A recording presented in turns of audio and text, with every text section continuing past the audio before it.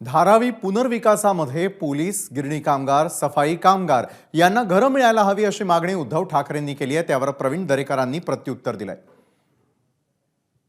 पाहिजे असेल तर अदानीच्या दुकानात पहिलं जायचं, तिकडनं घ्यायचं, त्याचं सही सर्टिफिकेट लावायचं आणि मग पुढच्या परवानगीसाठी, म्हणजे इकडे परवानगीशिवाय अदानी सुटलाय आणि तिकडे अदानीच्या परवानगीशिवाय तुमचा विकासच होणार नाही। तुमचा म्हणजे जे मुंबई तित्रत्र म्हणजे सगळ्या झोपडपट्टी योजना असतील, आणखीन कुठल्या योजना असतील, घरं बांधायचं असेल, नाही, पहिला अदानीकडनं TDR घ्या आणि हा विकास करायचाच असेल तर मग या धारावीमध्ये माझ्या पोलीस कर्मचाऱ्यांना घरं द्या, माझ्या गिरणी कामगारांना घरं द्या, सफाई कामगारांना घरं द्या, सरकारी कर्मचाऱ्यांना घरं द्या।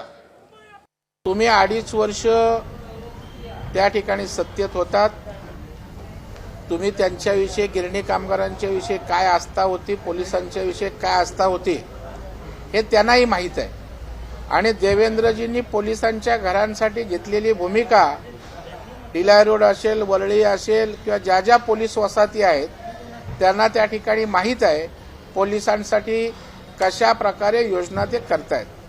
गिरणी कामगारांच्या बाबतीत आपल्या माहितीसाठी तत्कालीन पृथ्वीराज चव्हाणांनी घरं दिली, परंतु त्या घरांना पैसे उपलब्ध होत नव्हते। त्यावेळेला देवेंद्रजींनी मला सांगून आम्ही 7 ते 8 हजार गिरणी कामगारांना पैसे त्या ठिकाणी कमी व्याजदरात मिळवून दिले, ते घरात राहायला गेले।